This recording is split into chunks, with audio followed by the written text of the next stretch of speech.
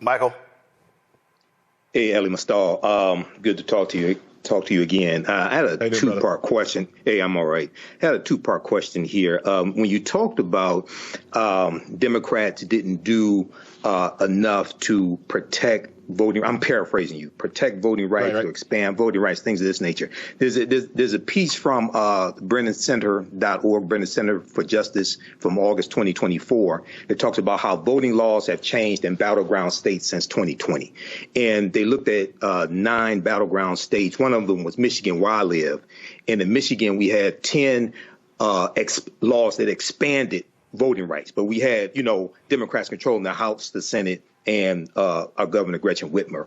And in Nevada, you had 6 laws that expanded voting rights, whereas other states controlled by Republicans, they had laws to make it harder to vote. So what were some of the things that you think Democrats should have done to protect voting rights and expand voting rights?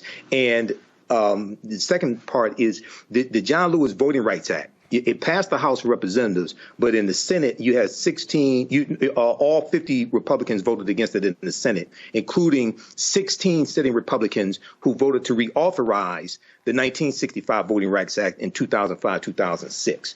And I was just wanting to get your expert opinion on what we could have done to try to get that forced through the Senate. It did pass the House of Representatives.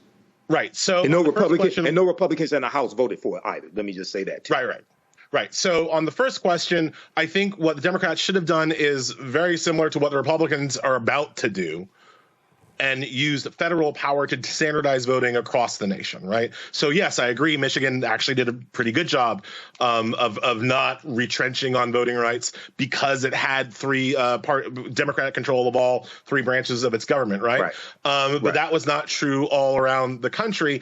And even though it's true, even though some states are better than other states, I think part of the problem when you really get into like voter mobilization, right, is that it is confusing because how you vote changes radically depending on where you live. So you can't have a nationally targeted, campaign around just the nuts and bolts of getting people to the polls, because it's wildly different everywhere else, depending on where you live, right? So like I am an expert on how you vote in New York City, right? How you vote in New York State. I know that very well. I have no idea how you vote in Jersey, right? It's because it's completely freaking different, right? And so there was no way for me as a national commentator or whatever to really make to do the bullhorning of, well, guys in New Jersey, what you got to do is, because I don't know. I mean, I educated myself, but you know what I mean? Like, I can't make broad statements because we don't use federal power. What the Republicans are about to do, I forget which Lara, whatever, one of them. I think I think it's Lara Trump. I get them, I don't want to Morpheus. Right. Whatever. One of the Laras was talking about how they want to use federal power to institute voter ID and standardize elections and limit early voting and do all these things from the federal seat of government. Now, when Democrats try to do it, the Republicans scream about the 10th Amendment, but I promise you they won't be talking about the 10th Amendment and federalism when Republicans try to do it, right? So those are the kinds of federalized laws that could have made voting easier, not just for Michigan, but for everybody, and then made it easier for you to explain to people in Michigan, in Arizona, in Nevada, in Florida, how you actually vote, right? The John Lewis Voting Rights, and that dovetails into the John Lewis Voting Rights Act, which was one of the federal laws that could have done that, right? And so when you ask me what else could we have done to make sure that law passed over the objection of Manchin and Sinema, this is where I say, and you can check the tape, I said this in real time, the John Lewis Voting Rights Act was a shut down the government bill. You don't pass anything until after what happened on January 6th. After the attack on democracy, that is the first bill you pass, and you don't let the government function until it passes it. That is what I would have done. I know Inflation Reduction Act, I know that we had other priorities. No, that was the first and only that should have been the first priority and only priority of the Biden administration, because you do not have a democracy without the franchise. You just don't, as we're seeing right now. And the political uplift to get the John Lewis Voting Rights Act done was in the aftermath of January 6th. You shut down the government. You don't let anything else come across the floor until they pass that. You attach that bill to every single budget that you dare to try to pass. You should be able to. Yes, you do exactly what Congressman Powell, Adam Clayton Powell, did when it was called the Powell Amendment. He attached it to every bill. But again, this is the difference between. This is what I keep saying. If you want to compare parties, Democrats are playing by a set of traditional, accepted rules. Republicans are playing a game where there are no rules. Right. And their whole deal is, we don't care. We will be as ruthless as we need to be because we are trying to, one, get power, use power to cement power. I was one of the people who publicly said that President-elect Joe Biden should have picked former Alabama Senator Doug Jones to be his attorney general. I thought he was going to be a hell of a lot more aggressive. Merrick Garland will go down as one of the worst attorney generals because of his abject failure to hold Donald Trump accountable. Yes. Merrick Garland is the worst pick in two successive Democratic administrations, and that's got to be a record of some sort, right? Because he was the worst person that Obama could have picked to replace Antonin Scalia in 2015, and in 2016, and he was the worst person Joe Biden could have picked to be the Attorney General, and Joe Biden stuck with him even after it became apparent that Merrick Garland was not up to the job, was not up to the task, was not up to the moment. And Merrick Garland is one of the true villains of this cycle. Merrick Garland is one of the true bad guys that brought us Trump to Electric Boogaloo, right? Like that's just reality. But in response to some of the things I was hearing while I was in the waiting room, the question of whether or not Trump is above the law, he is. Trump is above the law. He shouldn't be. I disagree. I agree with everything said. It's not in the Constitution. It's not how this country is supposed to run. But it is how it runs. He is above the law. He won. He got away with it. And at some point, I almost need people to see it, right? I almost need them to understand what this country is, understand the depravity of this country, understand the privilege white people enjoy. Because I think as I, pour through the election results like all of y'all, I think one of the kind of macro lessons that I'm getting is that people really don't get it. People really don't get people don't get what they've done. People don't get what's about to happen. People are in denial. People are in kind of Pollyanna land. Nah, bro. The president, Trump, is above nobody else, but Trump can do whatever he wants, and he will do whatever he wants. And there ain't no law coming to save us. There ain't no attorney general. There ain't no guardrails coming to constrain him. The only thing that stops him is organized, desperate resistance. I don't mean wearing a pink pussy hat, right? The time for that is over. I don't mean hashtag not my president. I don't mean that crap. I mean the kind of resistance that our ancestors put down.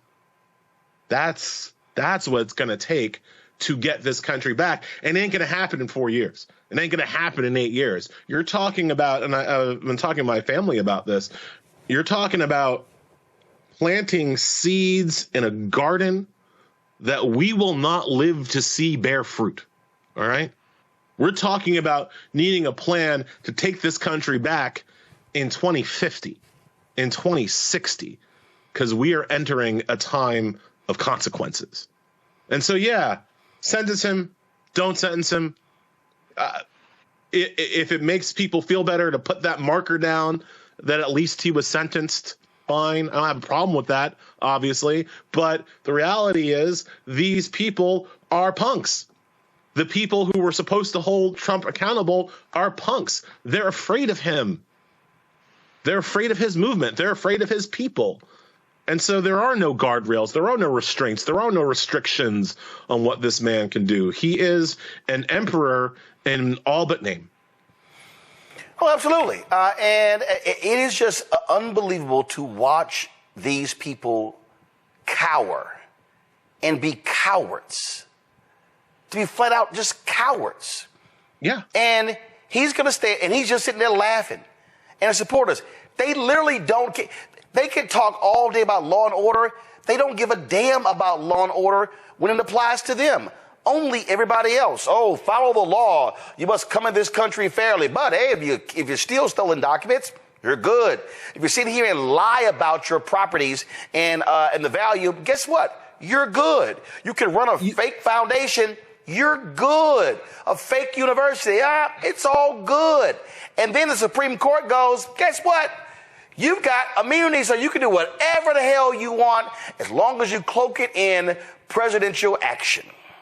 You guys were talking about how he's going to pardon the January 6th domestic terrorists, and that is true. And I just need people listening to understand what that means, because that's how people like us get killed. Straight up. Yep. Because by pardoning these people, what he is telling his own violent supporters, and if I want to be kind, I'll say that not all of his supporters are gun-toting violent idiots, but enough of them are. And what he's telling the most violent strand of his supporters is to go out and do violence, and you will be forgiven. Go out and do violence against the people that I have told you to hate, and you will be forgiven. We already know they think that. We already know that when there's a mass shooter at a Hispanic nightclub or a black church, when the cops come, the mass shooter expects to be embraced by the police. We have documentary evidence of mass shooters expecting the police are on their side, and that was before this election. What are they gonna think now? Speaking of the police, what are the police gonna think now? Of the thousands and thousands and thousands of law enforcement officers who voted for Donald Trump, sure, who voted for a convicted felon over a prosecutor, of the law enforcement people who were able to vote for a felon instead of a prosecutor, sure, some of them might have been concerned about inflation, but some of them weren't. Some of them, I'm sorry, were not motivated by economic anxiety. Some of them voted for the felon over the prosecutor because some of them want to crack black skulls. And what Trump has said is that he wants to give the cops the kind of absolute immunity that he himself was given by the Supreme Court. So what does that mean for us? Because it turns out, folks, I don't get to know what the cop was motivated by, what the Trump voting cop was motivated by when I drive past him in my car. I don't get to know whether I'm being, the patrolmen in my community, I don't get to know if they were inspired by economic anxiety or something else. And these are the people who will feel particularly empowered to do violence against us. And so while everybody else is kind of still in the not everybody else, but while most of the kind of Democratic poobahs and talking heads are busy doing the what are the lessons from the election? And who are we going to run in 2028? Is it going to be Gavin Newsom? I don't know, bro. While they're having that discussion, I'm having discussions with my family and my kids about whether or not we're even safe to stay here. I'm having discussions with my family and my colleagues about whether or not I can even continue to do what I do in a safe environment. given the not just the obvious state-sponsored paramilitary forces that are now trained on us, on our community, but from the threats of any violent MAGA asshole with a gun who feels empowered by this violent president. That's the story of this election that we're still trying to work through. I'm not even worried about 2028. I'm trying to make it to 2028. So Elie, you talked about how there's this rightward shift, and let's talk about that because when people look at the 2020 election, I kept telling folks you can't look at 2020 the same way you look at 2016 and any other election because it was a COVID election. Rules were changed, and guess what? 2020 actually showed what democracy should look like. How you make it easier for folks to vote. Well, Republicans got pissed off, rolled a lot of that stuff back, and we saw this election being a contraction election. How they attacked ballot drop boxes, how they attacked early voting, all the rules they put in place. And so, again, Republicans admit it. They win when fewer folks vote. They admit they lose when more people vote. All the voter suppression techniques work. And here's one of my kind of 2024 takeaways that people aren't ready for yet, at least based on what I'm hearing from the poobahs. But I do think that when we look back at this point in history, to the extent that people are allowed to write and read history books in the future, when we look back at this point, we will look at the period of the Joe Biden presidency from 2020 to 2024 as a huge missed opportunity, right? That the when given power, albeit briefly, when Biden had control of the White House, the Senate, and the House, for that brief moment, even having to deal with the traitors that are Joe Manchin and Kristen Sinema, what we will understand is that Joe Biden and the Democrats, and again, I blame Manchin and Sinema as much as I blame anybody, simply failed to do the things necessary to protect democracy from the kind of authoritarian takeover that we are now going to have to live through, right? And yes, that to me starts with Merrick Garland, starts with law enforcement and Merrick Garland's inability and unwillingness to hold Trump. And we're just, I hate to get distracted, but we're so focused on Merrick Garland's failure to hold Trump accountable. Let's not forget, there are a whole bunch of January 6th supporting politicians and Congress people that Merrick Garland also let off the hook, right? Marjorie Taylor Greene also won re-election on Tuesday, and she shouldn't have been allowed to run either.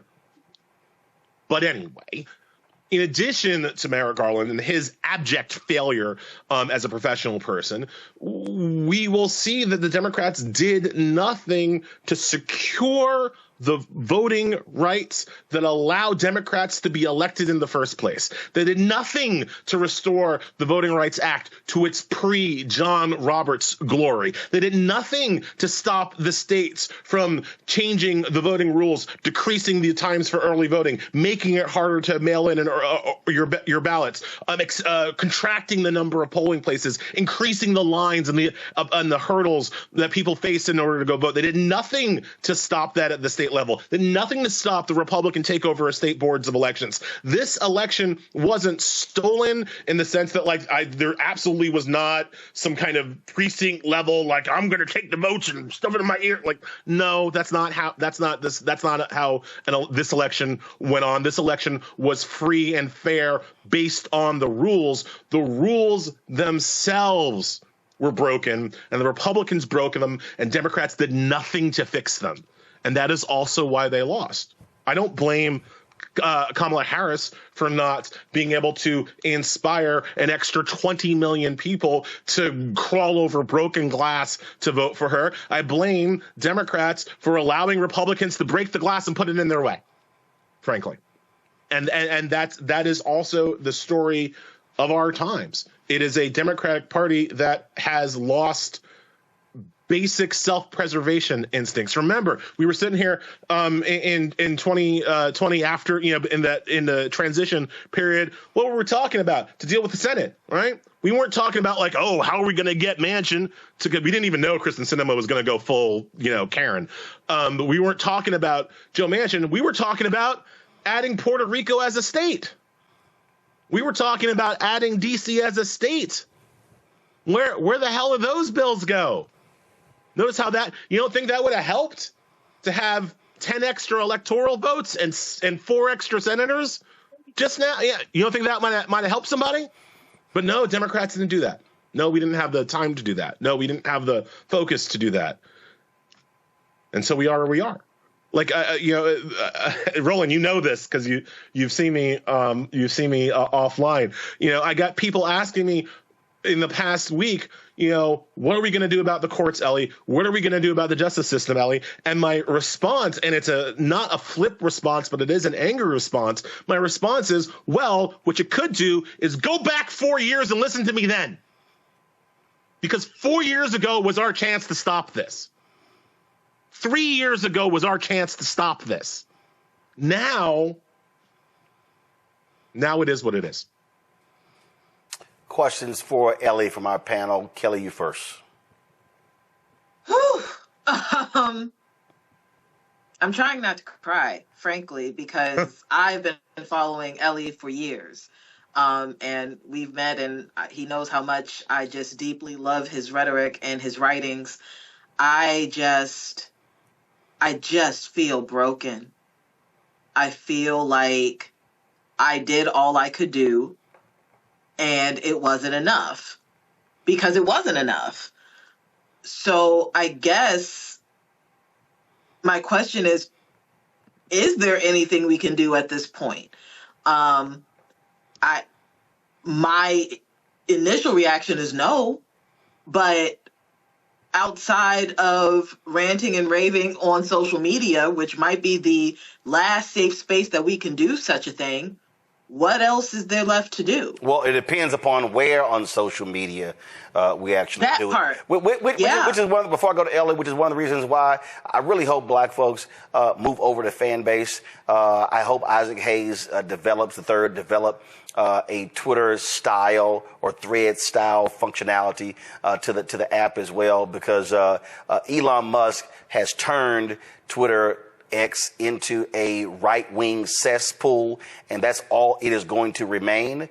And so that's what needs to happen. But Elie, go ahead. Yeah, so I'm going to wrap those two responses into one, right? Because one of the, I think Musk is actually a big part of this, right? It's Elon Musk, it's Peter Thiel, and it's David Sachs. And what do those men have in common? They're all white South Africans, right? And I don't mean white South Africans in like, oh, post-apartheid, playing rugby with Matt Damon white South Africans. I mean white South Africans whose financial base comes from their participation in apartheid. That ain't an accident.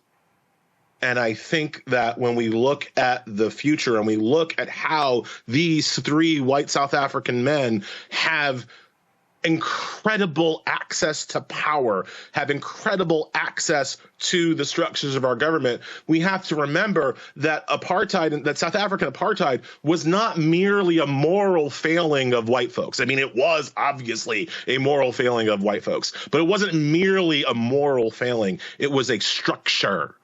It was a system that they implemented to make permanent white minority rule over a larger and more populous and more active black majority. That was the point of apartheid, right? It wasn't just people being mean.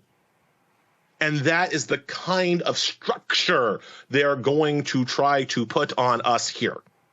That is the yoke that they have fashioned for us here. And so, to Kelly's question, like, is there enough, right? Is there enough to be done? There is, but that's what we have to understand what we're fighting against now, right? Because the fight is different now, right? The fight 2 weeks ago was where I want better democratic self-government and a justice system that works for everybody. And no, we're not. That's that. We lost that fight, right? Now comes the fight to maintain our humanity and dignity in the face of oppression. That is the only fight now. Is there enough effort? Is there enough soul? Is there enough passion in our community to do it? Hell yeah, there are. Because this will not be the first time that these people have tried to take away our dignity and our humanity. And the history has shown they have lost every time. They can beat us. They can kill us. They can rape us. They can steal us. They cannot defeat us. But we got to look after us. We got to be there for us. And we have to understand our fight is for not our freedoms, which are nice, but our dignity and our humanity is our fight now. And we can do that. We can fight for that, and we can win that fight. And the freedoms will come back later. Well, I mean, like I said, we are not building for 2028. We're building for 2050. We're building for 2060. We're building so that our children can start, right? Can join the fight where our parents join the fight. We gotta. That's the goal now, I think. Matt? Yeah, I want to first say, Elie, I read your piece in The Nation, and I think you said in 2 sentences what I have tried to say inartfully when you said he is them and he tells them that being what they are is okay. I thought that was profound because that's precisely what has been behind what I've seen with not only a lot of the rhetoric, but a lot of the support, because he's emboldened people who would otherwise not have the confidence to say some of the hateful things that they believe. He's put that on the front stage. So I first want to commend you because you said it beautifully. But my question for you is, what do you think is the most effective and immediate form of resistance that we have, and where does it lie? Is it on the local level? Is it, in organizing a certain way behind a certain thing? I'd love to get your insight on that. I mean, Matt, man, if I knew, I'd be telling you. Like, I'm not. I don't know yet. I'm still trying to work that out for myself. Again, I'm still very focused on like personal safety and those kinds of concerns. I don't know yet what the first line is. My instinct is where yours is. My instinct is that it's local, right? My instinct is that it's not national. It is through the local structures of the government where we still have, to use a white South African term, we still have some form of home rule. And we need to exercise our home rule as much as possible. Like after 2016, I'm going to become a huge fan of federalism and states' rights for a bit, because that's going to help me right now. But I do think that even more so than those concerns, it is about the first line of defense is within our own communities and protecting each other and building each other back up, right? I think that valence can't be lost. I mean, we always say when we come on the shows like Roland's, right? We always say, ain't nobody for us but us, right? We always have that in the back of our mind, but that almost like has to be like in the front of our mind right now, right? Because we are the only people who are going to care. I mean, that's what you get from the exit polls, right? We're the only people that care about us. We're the only people who give a damn about us. And that has to be front of mind with all of our interactions, with all of our resistance or whatever you want to call it.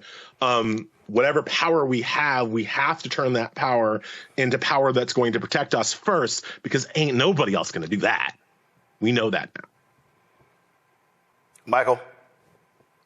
Hey, Elie Mystal. Good to talk to you again. I had a two-part question. Hey, I'm all right. I had a two-part question here. When you talked about Democrats didn't do enough to protect voting, I'm paraphrasing you, protect voting rights, right. To expand voting rights, things of this nature. There's a piece from BrennanCenter.org, Brennan Center for Justice, from August 2024 that talks about how voting laws have changed in battleground states since 2020. And they looked at 9 battleground states. One of them was Michigan, where I live.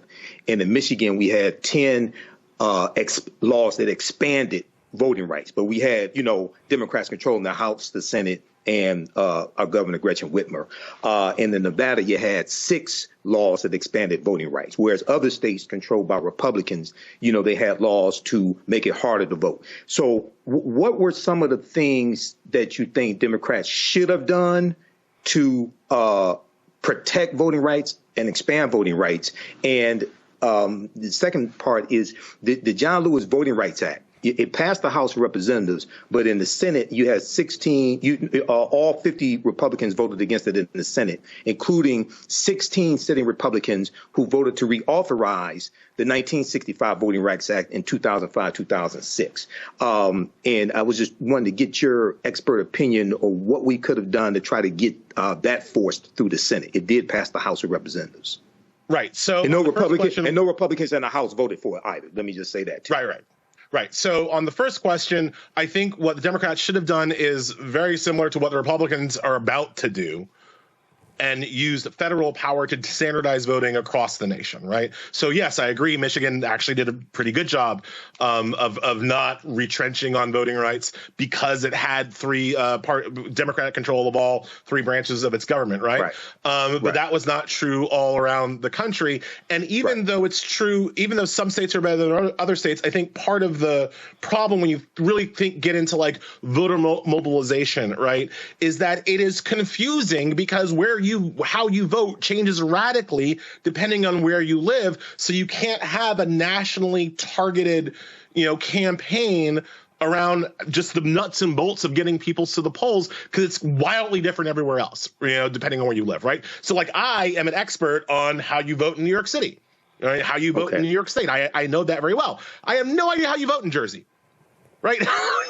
It's because it's completely freaking different, right? And so there was no way for me as a national commentator or whatever to really make to do the bullhorning of, well, guys in New Jersey, what you got to do is because I don't know. I mean, I educated myself, but you know what I mean? Like I can't make broad statements because we don't use federal power. What the Republicans are about to do, I forget which Lara whatever, one of them. I think I think it's Lara Trump. I get them, I don't want to Morpheus. Right. Whatever. One of the Laras was talking about how they want to use federal power to institute voter ID and standardize elections and limit early voting and do all these things from the federal seat of government. Now, when Democrats try to do it, the Republicans scream about the 10th Amendment, but I promise you they won't be talking about the 10th Amendment and federalism when Republicans try to do it, right? So those are the kinds of federalized laws that could have made voting easier, not just for Michigan, but for everybody, and then made it easier for you to explain to people in Michigan, in Arizona, in Nevada, in Florida, how you actually vote, right?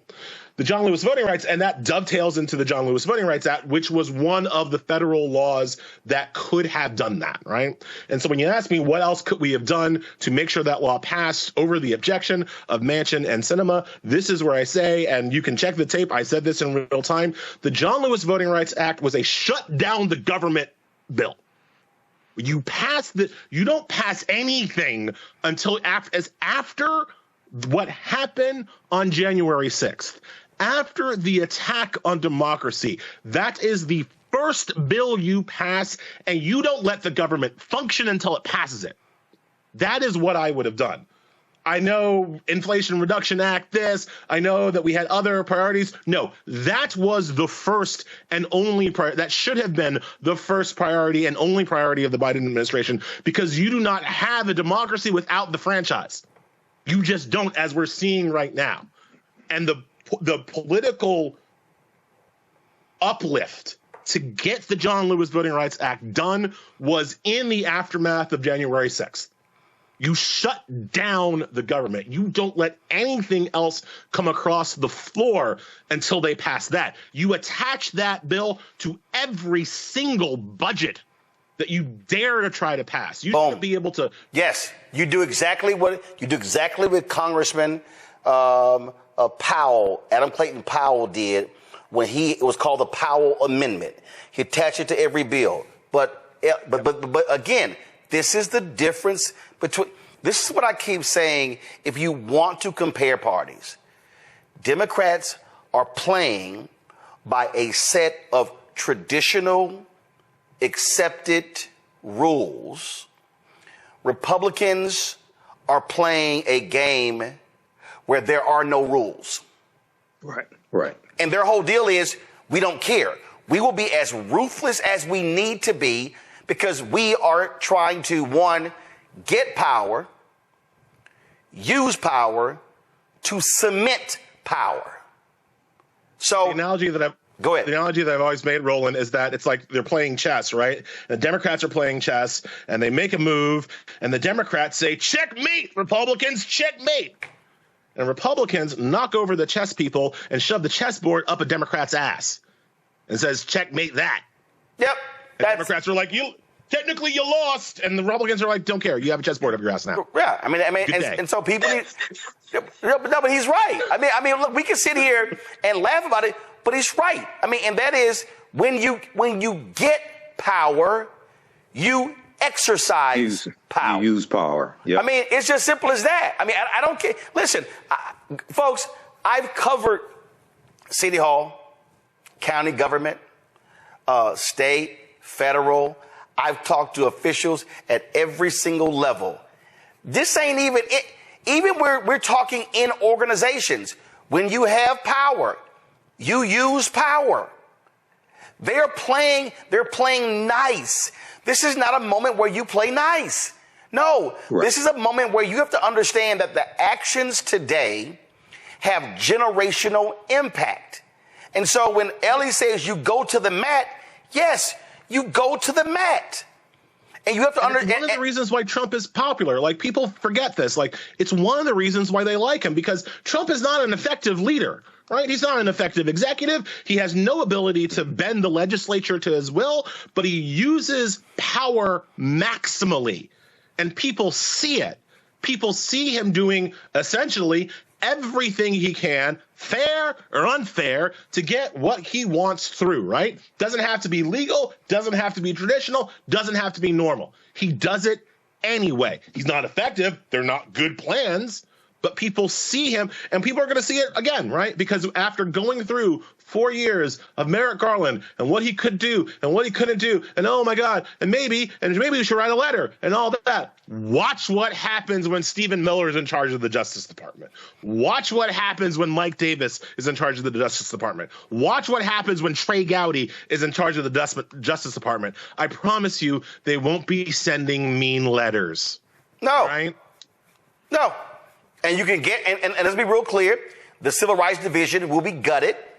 You will have no patterns and practices investigations of police departments. Roland, I hope it's gutted. I hope it's good. The best case scenario, is that it's gutted. The worst case scenario, the scenario that is outlined in Project 2025, is that it is weaponized against black people. Project 2025 talks about changing the Civil Rights Division to suing organizations and institutions that, quote, use DEI as racist against white folks. The civil rights battle for Project 2025 is racism against white people, and they want to use the Civil Rights Division to do that. So it's like, I hope it's gutted, because it's going to be real bad when Ben Shapiro is the one running it, right? Absolutely. Elie Mystal, we appreciate it, Elie. Get some rest, rejuvenate, relax. A bunch of folks called me today and they were like, man, Chicken, how you feeling? Man, you were really working in the campaign. I said, listen, let me explain something to you. I said, first of all, I'm fine. They said, well, what are you focused on? I said, I'm focused on losing 20 pounds from the campaign. I said, because you couldn't work out, you couldn't eat, you were going so hard. So I said, that's the first thing. I said, getting at least 7 hours of sleep. I said, but let's be real clear. I said, I will be part of the resistance. I very much understand what's coming down, and don't think for a second that I'm walking off the battlefield, because that ain't happening. It ain't happening. Elie, we appreciate it. Thanks a lot. Thanks a lot, Roland. Thanks a lot, guys. Support the African History Network. Visit our website, AfricanHistoryNetwork.com. $, the AHN show through Cash App. When you scroll down the page, you can support us. This helps us keep doing the research, pay the bills, pay when I have to travel, because I'm in Washington, D.C. right now. It was Roland Martin's live election night coverage last night. And we were on for 7:30 a.m., 7:30 p.m. to about 3 a.m. Wednesday morning. $ the AHN show, SHOW. These other ones are fake African History Network Cash App accounts I'm still trying to get shut down. If you learned anything today, if you like this type of information, you can support us, $5, $10, $15, $25, $100, whatever it is that supports us. Here's the QR code here. Here's the link for PayPal, and register for my new 12-week online history class. Starts up Saturday, November 9th, 2024, 4 p.m. Eastern Standard Time. Ancient Kemet, one of the original names for Egypt, the Moors, and the Ma'afa, understanding the transatlantic slave trade. We deal with thousands of years of history and what leads up to the transatlantic slave trade taking place. And you can download the lesson plan right here. I do a PowerPoint presentation. We have book references, articles, video clips, over 200 slides, 800 to 100 articles we reference. I'll show you everything on the screen, even the excerpts of books, so you don't have to buy any of these books to follow along in class, but you can if you want to. And we have show you extras with interviews I've done from historians like Professor Janie Small, Professor Kabahai Waka Kamene, Tony Browder, Runoko Rashidi, and more. All right, remember, right now is correct wrong behavior. It's not over till we win. Wakanda forever. And we'll talk to you next time. Peace. Thanks for tuning in. We're going to get through this. These next 4 years are going to be hard. The House of Representatives, Democrats may take the House if we'll see they're still tabulating. If they take the House, Hakeem Jeffries is going to be the Speaker of the House of Representatives, first African-American Speaker of the House of Representatives. That means Democrats will be able to block bills that harmful bills that Republicans are trying to get passed and signed into law, because they can block them in the House. But this is a devastating result. And a lot of these people that think Trump is going to be good for the economy, he's going to tank the economy. He's going to tank the economy because he didn't build a good economy the last time. Right